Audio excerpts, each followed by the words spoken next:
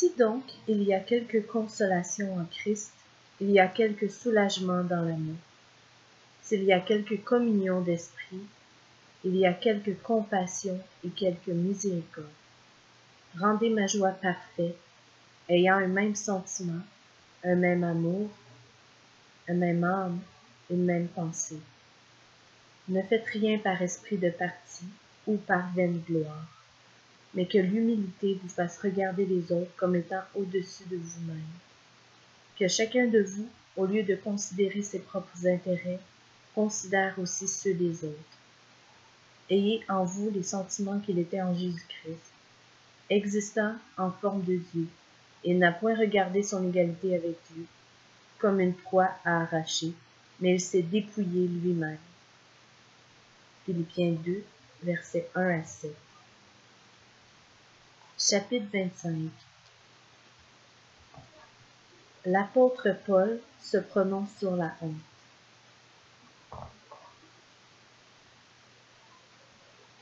Honneur devant Dieu, déshonneur devant les autres. L'apôtre Paul croyait que c'était essentiellement ainsi que la vie dans le royaume se déroulait. Jésus a honoré les parias. Paul était rempli de joie du fait que Jésus avait élevé les humbles, lui y compris. Jésus était un paria. On peut presque voir les rouages en action dans l'esprit de Paul, alors qu'il s'efforçait de devenir insignifiant aux yeux du monde. Il désirait imiter le roi humilié, même si cela l'exposait au déshonneur parmi les Juifs et aux soupçons de l'Église naissante. Tout découlait de sa façon de résumer l'Évangile. En voici la version abrégée.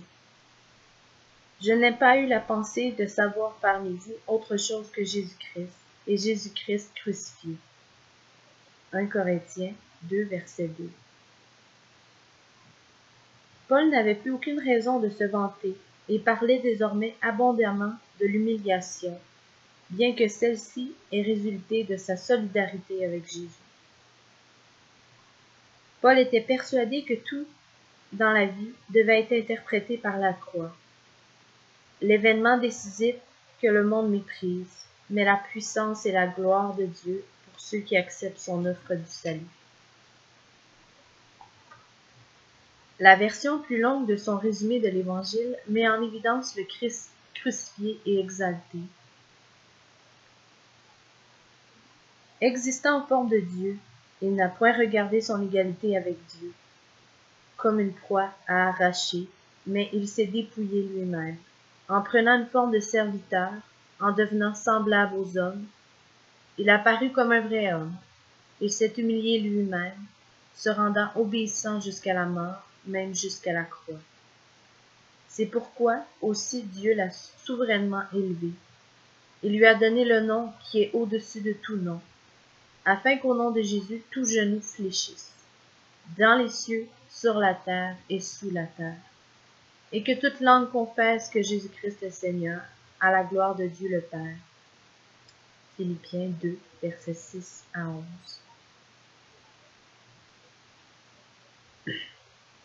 Cette exaltation passe par l'abaissement.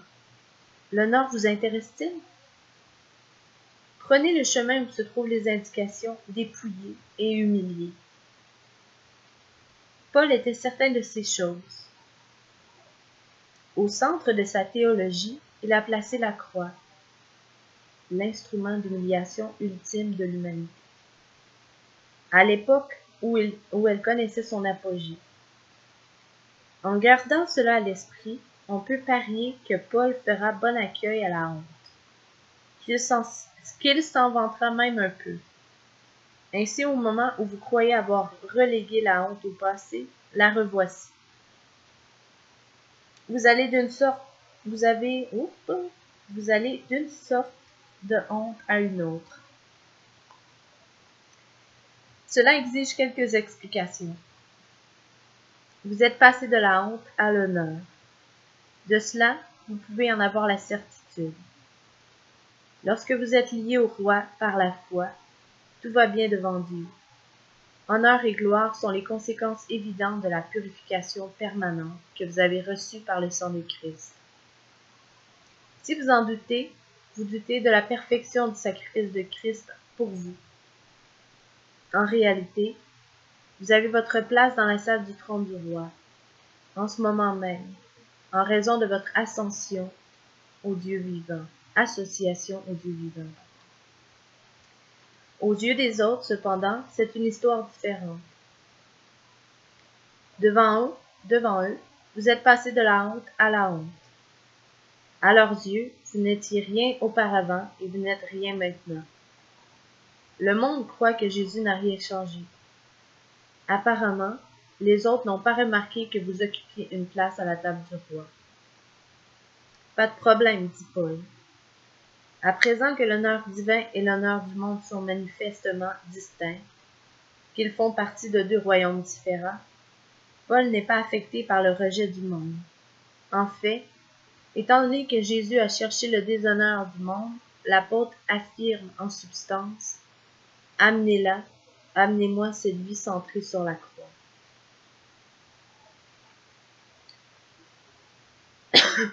Plus de précision sur la honte. Alors que progresse l'histoire biblique de la honte et de l'honneur, l'Écriture devient plus explicite et établit des distinctions plus pointues. Initialement, la honte est apparue à cause de ce que nous avions fait. Nous étions associés à d'autres choses qu'à Dieu lui-même, et les résultats étaient abominables. Plus tard, nous avons compris que la honte pouvait nous être transmise par quelqu'un d'autre. Là encore, nos associations étaient au cœur du problème. Mais le péché provenait d'une association volontaire, tandis que la contamination issue d'un péché subi en tant que victime constituait une association involontaire. La honte venait à la fois de notre péché et du fait de subir le péché de quelqu'un d'autre. En outre, dans l'Ancien Testament, les gens n'établissaient pas clairement la distinction entre la honte devant Dieu et la honte devant les autres. Les deux semblaient aller de pair. Les gens impurs étaient généralement impurs devant Dieu et devant les autres, même si l'on comptait des exceptions. Par exemple, la famille d'Abraham avait chassé Agar, mais Dieu l'a acceptée. Les choses sont différentes à présent. Avec la venue de Christ, nous avons commencé à mieux y voir. La honte de notre péché a été dissociée de la honte qui vient du péché commis par quelqu'un d'autre. Ce sont les associations volontaires qui nous contaminent ou nous sanctifient, pas les involontaires. En outre, l'Écriture ajoute une distinction supplémentaire. Désormais, nous faisons également la différence entre notre réputation devant Dieu et notre réputation devant les autres. Notre réputation devant Dieu est la plus importante. Cette distinction est essentielle. En effet, si vous vous attendez à ce que les autres vous estiment davantage, vous serez cruellement déçus. Il est temps d'adopter cette distinction. Permettez-moi d'apporter une autre clarification importante. La honte se divise en deux classes. La honte relative à nos propres péchés et la honte relative aux péchés d'autrui que nous avons subis. La définition de la honte résultant des péchés d'autrui est cependant élargie à la honte que l'on ressent à cause des péchés des autres et de nos propres faiblesses. L'Ancien Testament contenait des allusions à cette catégorie, notamment en ce qui concernait les maladies de peau.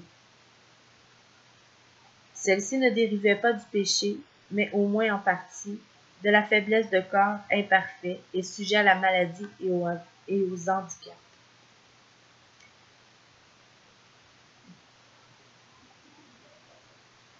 À l'époque de Jésus, les personnes faibles sur le plan physique pouvaient être insultées par les autres. Toutefois, le Seigneur les acceptait. À cette catégorie de faiblesse, on pourrait ajouter tout ce qui est associé à nos limites humaines. L'échec, se situe généralement dans cette phrase. On peut échouer à cause de son propre péché, mais la plupart des échecs ne résultent que du fait d'être une créature et non le Créateur. Nous sommes des êtres finis et limités. Nous commettons des erreurs. Nous ne pouvons pas tout accomplir à la perfection. Nous ne pouvons même pas faire les choses aussi bien que nos amis et nos voisins. Le fait de ne pas être à la hauteur n'est pas un péché en soi. C'est la conséquence des limites qui nous sont imposées à tous. Dieu ne s'en préoccupe pas, mais elles peuvent certainement nous tourmenter si nous nous inquiétons de notre statut et de notre réputation. À quelle catégorie appartient votre honte en particulier?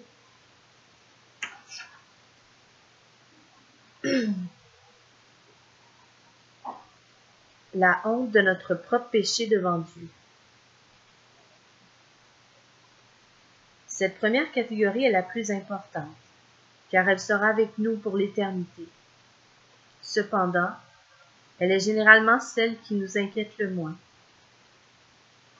L'un des objectifs de ce livre est d'élever le profil de notre honte devant le Seigneur. Pourquoi? Parce que si nous ne considérons pas cette honte comme un problème, sa cure radicale n'aura que peu de poids. De surcroît, la solution est draconienne. Quand nous nous associons à Jésus-Christ par la foi, nous bénéficions de l'immunité contre la véritable honte. Nous ressentons la vraie honte lorsque nous déshonorons le roi ou tout ce qui lui est associé, comme son peuple.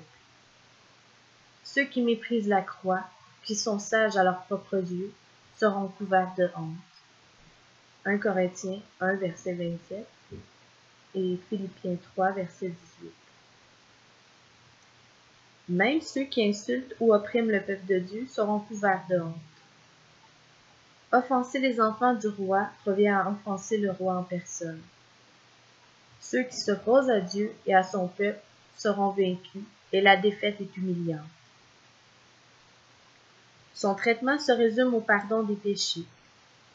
Bien qu'à première vue cela nous semble être un moyen inefficace de s'attaquer à notre honte, rien ne saurait aller plus en profondeur. Le péché nous sépare du Seigneur et la séparation est au cœur même de la honte. Lorsque nos péchés sont pardonnés, rien ne nous sépare plus de lui désormais. Il nous appartient et nous lui appartenons. Nous aurons nos moments de véritable honte. Quand nous suivons le Christ, mais que nous persistons dans le péché, nous déshonorons le roi et allons donc en éprouver de la honte. Cependant, l'offre du pardon est toujours disponible, ainsi que le pouvoir de vaincre le péché. De plus, le Seigneur restaure notre communion avec lui et ne se rappelle même pas l'événement honteux. Si vous ressentez un soupçon de cette honte, que cela vous encourage.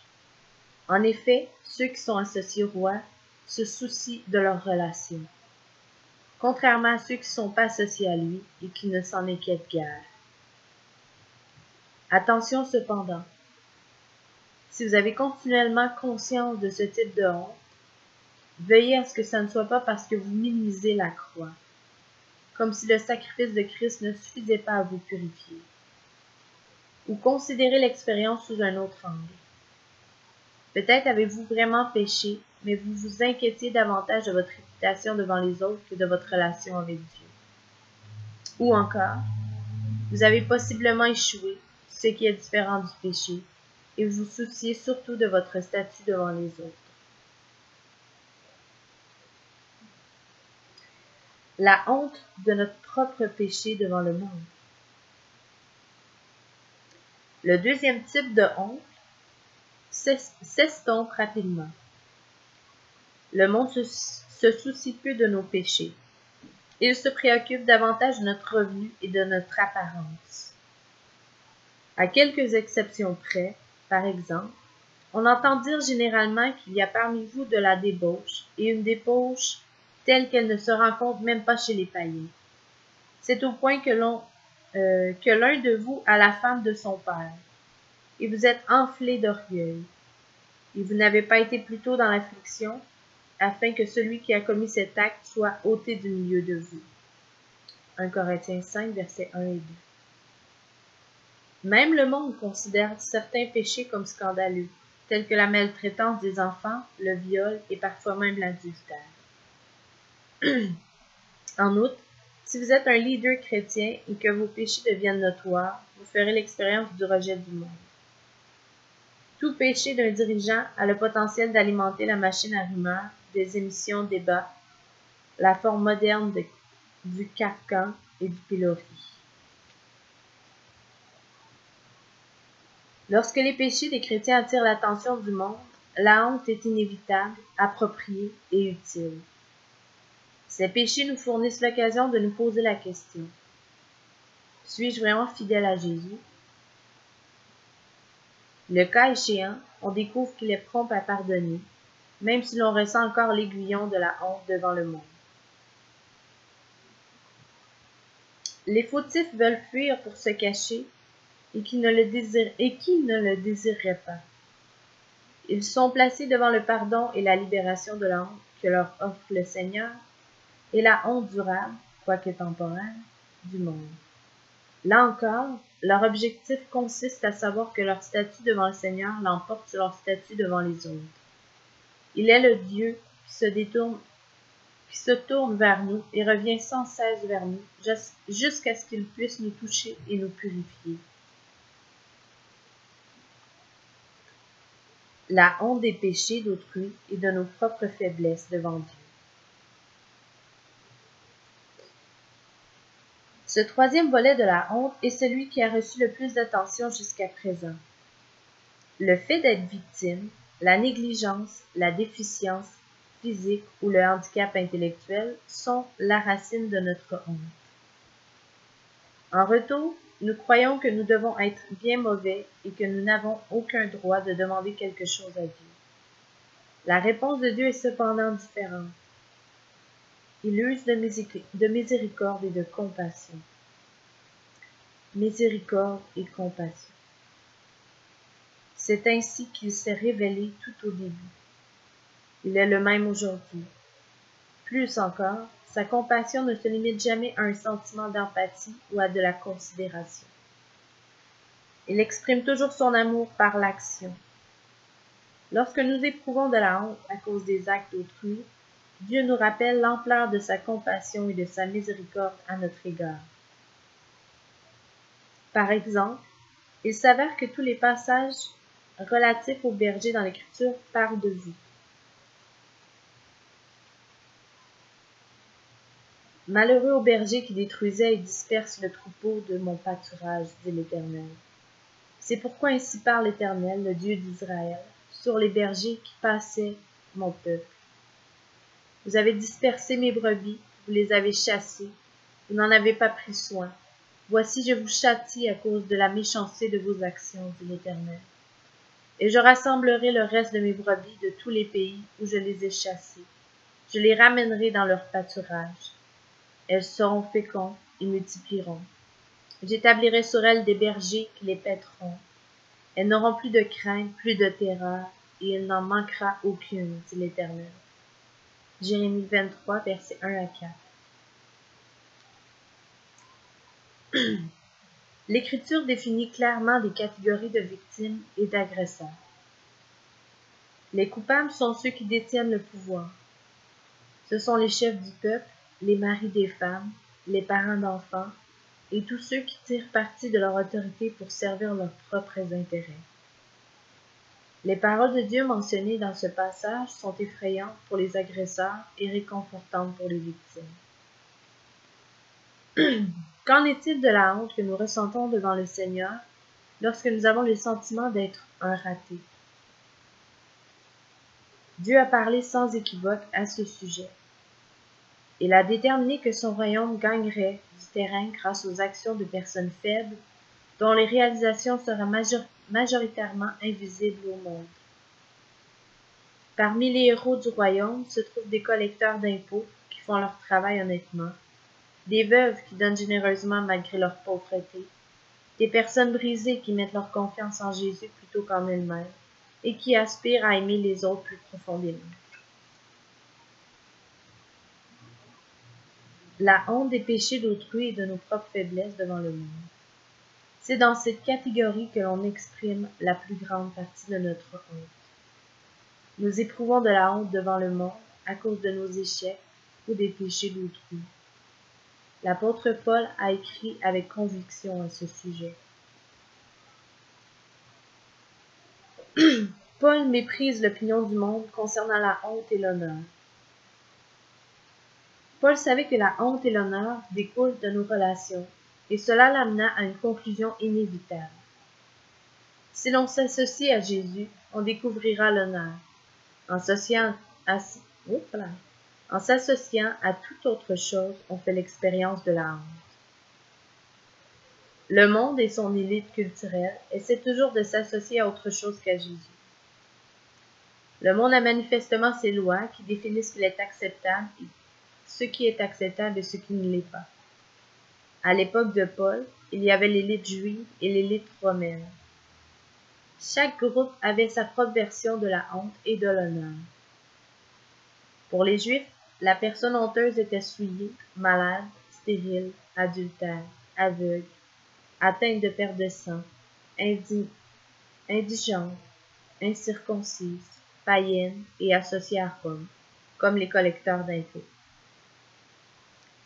Pour les Romains, la honte caractérisait la personne pauvre, celle qui n'adorait pas César, le travail manuel, l'enseignant sans discipline, l'orateur sans formation et tous ceux qui n'étaient pas romains.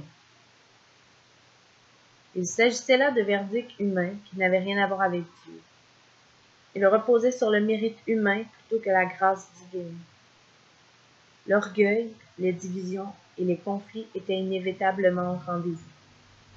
Pour paraphraser quelque peu la pensée de Paul à ce sujet, le point de vue du monde concernant le statut est scandaleux. Il finira sur le tas d'ordures de l'histoire. Il sera condamné. Écoutez, vous êtes libre. Comment pouvez-vous encore vous laisser asservir à ces codes souillés qui vous tuent? Oui, il était contrarié. Paul parlait haut et fort parce que l'opinion du monde à propos de la honte se retrouve partout, y compris au sein de l'Église. Paul avait la certitude que si nous sommes paralysés par la honte, c'est que nous vivons selon les normes du monde. Il voulait que nous n'ayons plus rien à voir avec tout cela. Ce thème se trouve dans presque chaque épître dont il est l'auteur. Toutefois, il n'est nulle part aussi manifeste que dans la lettre aux Philippiens. Philippe avait beaucoup en commun avec la culture actuelle de la célébrité et de la popularité. En conséquent, la lettre de Paul à l'intention de l'Église s'attaque directement à cette culture et à son influence insidieuse. Il s'en prend à tous, juifs et païens. Il dirige l'une de ses attaques les plus virulentes contre la perspective religieuse, mais non centrée sur la croix et de l'honneur. Des prédications judéo-chrétiennes itinérantes enseignent que l'on doit être circoncis pour adhérer à l'Église. Bien que cela ait pu sembler insignifiant et étrange, cela fournissait aux gens une occasion de se glorifier de leur propre œuvre plutôt que de Christ. La culture de la célébrité avait été enduite de vernis religieux.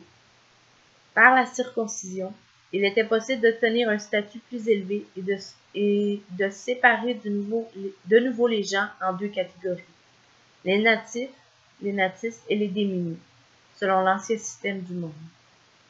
Les Juifs auraient eu de l'avance sur leurs frères païens. La seule pensée que les chrétiens devraient être circoncis pour être acceptables devant Dieu suffisait à mettre Paul en colère.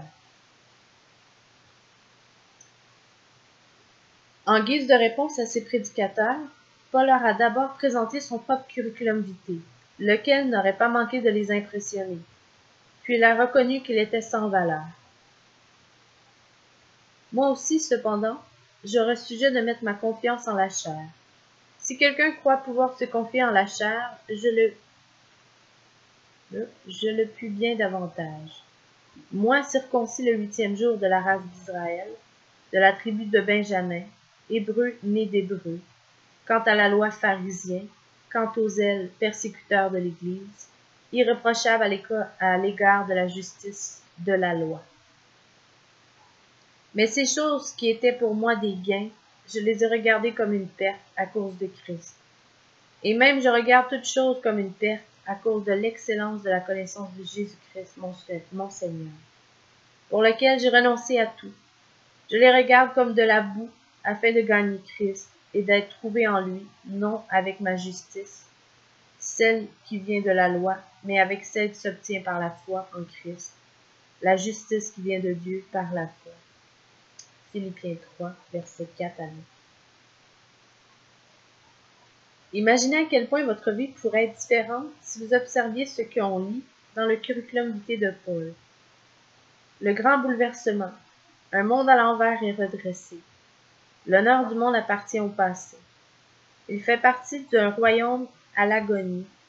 Seul l'honneur en Christ est authentique.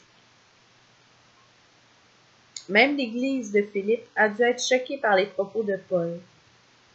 Une ascendance impeccable, un symbole de réussite dans le monde de son époque, ne valait rien de plus que de la boue. Substituez excrément à boue et vous comprendrez à quel point Paul était sérieux. Les réalisations personnelles ne représentaient qu'une autre chose dans laquelle se confier. Avoir foi en ses propres réalisations et aux opinions du monde revenait à mettre sa confiance dans des excréments. Pire encore, en plaçant sa confiance dans ses réalisations, l'on ressemblait à l'objet de sa confiance. C'était vraiment dégoûtant. Les êtres humains n'ont jamais été destinés à établir leur réputation sur leurs propres réalisations. Nous n'avons pas été créés ainsi. Voici de nouveaux détails sur la honte. Il existe une honte éternelle ou de longue durée que les gens ressentent devant Dieu quand ils mettent leur confiance dans leurs propres réalisations. Il existe une honte temporelle ou de courte durée que les chrétiens éprouvent quand ils placent leur confiance uniquement dans l'œuvre du Messie méprisé, ce qui fait d'eux des personnes indésirables pour le monde. L'Éternel a toujours plus de valeur que le transitoire et le temporel. Voici de nouveaux détails sur l'honneur. Il existe une notoriété et un honneur momentané qui vient de la reconnaissance des autres. Il existe la gloire de vivre pour Christ dans le présent, d'être connu de lui nominativement et de régner avec lui pour toujours. Dans sa lettre aux Philippiens, Paul se préoccupait particulièrement de la façon dont l'Église, nous y compris, réagissait à la version païenne de l'âme. Il savait que c'était une arme puissante. Qui n'a pas senti la morsure du rejet du monde? Qui n'a pas senti la morsure du rejet du monde? Par conséquent, son enseignement n'était pas encore tout à fait terminé. Il allait faire le nécessaire pour désarmer l'âme. Alors, sortez votre liste d'échecs selon le monde et de rejet du monde, puis écoutez les arguments de Paul. Laissez-le vous persuader de les annuler une bonne fois pour toutes.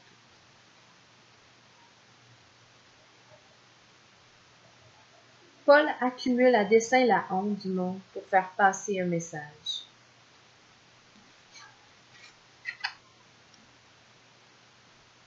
Quand Paul était présent, il est impossible de vous sentir isolé à cause de la honte dont tout le monde vous couvrait. Et il décida d'accumuler un peu de honte, selon le monde, pour montrer qu'elle était impuissante. Si le roi Jésus l'avait fait, Paul voulait suivre ses traces. Nous pourrions être tentés de croire que parce que Jésus a souffert, nous n'aurons pas à passer par là. Paul pensait différemment. Si Jésus s'est humilié aux yeux du monde, je veux faire comme lui. Je veux embrasser pleinement le fait de n'être rien pour le monde. Il existe de nombreuses façons distinctes d'imiter Jésus, et Paul ne préconisait pas que nous nous mettions à la poursuite de la honte, puisqu'elle nous trouvera sûrement, il n'est pas nécessaire de la rechercher. Cependant, lorsqu'elle nous tombe dessus, Paul veut que nous sachions que l'honneur devant Dieu l'emporte sur n'importe quelques humiliations vécues devant de simples créatures. Tout cela semble facile à faire, mais Paul n'ignorait pas que ce que Dieu déclare à propos de la honte et de l'honneur s'oppose vivement à ce que dit le monde. Il est possible d'être au clair à ce sujet pendant une minute et de s'enliser l'instant d'après dans le rejet que nous subissons. Pour nous en enseigner sur la réalité, Paul était prêt à pousser les choses à l'extrême. Il a affirmé que la honte du monde avait perdu son pouvoir, qu'elle est morte et risible. On pourrait en ressentir la morsure à l'occasion, mais en Christ, nous serions immunisés contre le rejet du monde. Même l'introduction de la lettre aux Philippiens chamboule les règles de l'honneur juif et romain. Paul s'y est présenté comme un esclave de Jésus-Christ. Ce n'était certainement pas la façon de se faire connaître à un groupe électique de gens en quête de statut. De plus, ce n'était que le début. Il leur a ensuite annoncé qu'il était en prison et a veillé à ce que l'Église comprenne bien que la honte de son incarcération n'avait que favorisé la cause de l'Évangile. Les anciennes voies du monde étaient vaincues. Les tentatives visant à triompher de l'Église à l'aide de la honte du monde l'avaient tout simplement renforcée, et l'Église la plus forte fait honte à la plus faible. Paul voulait que l'Église se prépare à souffrir et à subir la honte. Si ses membres n'en étaient pas avertis, s'ils pensaient que la croix leur ôterait toute honte, ils seraient en proie au doute et à l'incrédulité. Si Paul parvenait toutefois à leur démontrer qu'il connaîtrait assurément le rejet du monde, bien que ce dernier soit incapable de leur faire du mal, l'Église en souffrance serait alors encouragée. Loin d'être rejetée par Dieu, elle verrait, avec Paul, qu'elle vivait vraiment l'Évangile et contribuait à sa propagation. L'Église de Philippe souffrait déjà, ce qui revint à dire que l'humiliation avait frappé l'Église. L'affliction était synonyme de honte à l'époque. Elle sera appelée honte aujourd'hui car les épreuves de l'Église de Philippe incluaient le rejet, la pauvreté et possiblement le martyre. Paul désirait que l'Église sache avec certitude qu'elle ne traverserait pas seule la souffrance humiliante. Il voulait lui faire savoir que sa douleur, comme la sienne propre, ne faisait que magnifier la gloire de Christ. Paul a donc pourchassé la honte et l'humiliation du monde afin de montrer à tous qu'elle n'avait aucun autre pouvoir. Il a travaillé de ses mains, n'a accepté aucun argent de ses clients, a adopté la langue de la basse classe et ne s'est glorifié que de sa faiblesse et de sa souffrance. Paul voulait aussi accumuler une quantité inégalable de honte de la part du monde, de sorte que personne ne puisse lui dire « Mais il ne s'est jamais senti honteux à cause des actes d'autrui, comme moi. »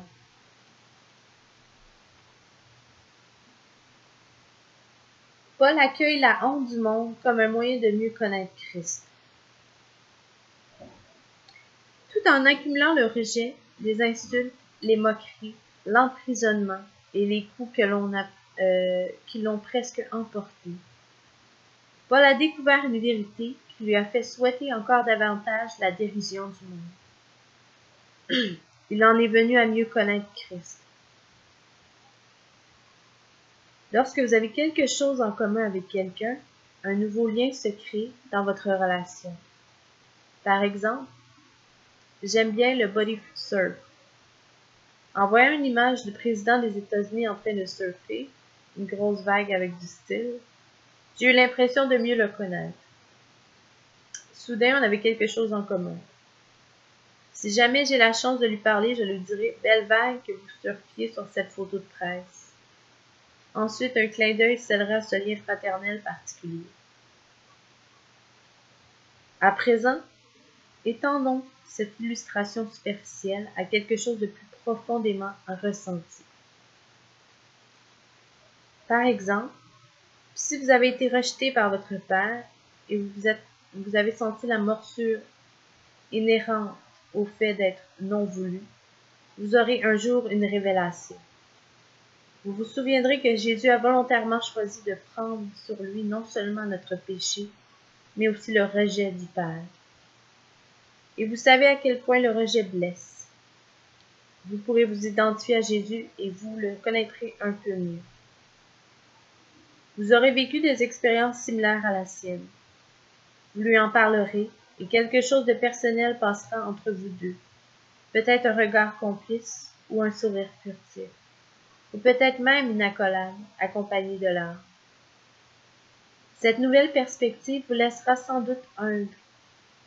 Vous apprendrez de première main qu'il n'y a rien de mieux que de connaître Jésus. Voici quelle était la source de joie de Paul dans la souffrance et la honte. Ainsi, je connaîtrai Christ et la puissance de sa résurrection et la communion de ses souffrances en devenant conforme à lui dans sa mort pour parvenir, si je puis, à la résurrection d'entre les morts. Philippiens 3, versets 10 et 11. Vous voyez comment cela touche votre passé honteux. Vous aurez encore mal à certains moments, mais la honte perdra en force. L'événement même qui a fait de vous un paria deviendra précisément celui qui vous permettra de comprendre la pensée de Christ. En mettant profit votre nouvelle connaissance de Jésus, vous vous rappellerez bientôt une vérité qui vous incitera à l'humilité, comme seul l'amour sacrificiel est capable de le faire. Jésus a choisi le chemin de la honte pour vous et en tenant compte de vous. Il vous a invité à poser la main sur lui, de sorte qu'il puisse prendre votre honte et l'anéantir. Remarquez la progression. Vous expérimentez la honte et l'isolement. Jésus est avec vous dans votre honte. Jésus prend sur lui votre honte. Votre honte vous aide à comprendre la sienne. Vous devenez humble, pas humilié. À discuter.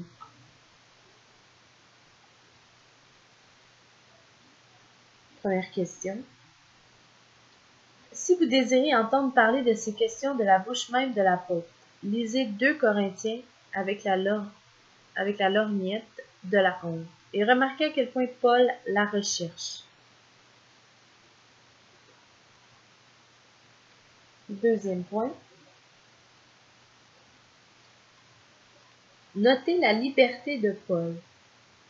Il ne cherche pas à avoir meilleure apparence devant les autres. Il est très satisfait d'un curriculum vitae sur lequel on dit « Je ne suis rien, Jésus est tout ». Si vous passez un entretien d'embauche, le recruteur souhaitera connaître vos compétences et vos expériences. Vous devrez lui donner un aperçu honnête de vos points forts. Vous ne lui direz pas « Je ne suis rien, Jésus est tout ». Toutefois, si vous vivez ce grand renversement, selon lequel votre réputation est de peu d'importance, tandis que celle de Christ revêt une importance capitale, la décision du recruteur ne vous affectera pas outre mesure.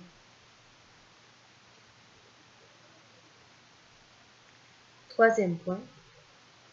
Pouvez-vous expliquer comment une expérience partagée peut cimenter une relation? Pouvez-vous voir le lien qui s'établit entre votre honte et la honte de Jésus?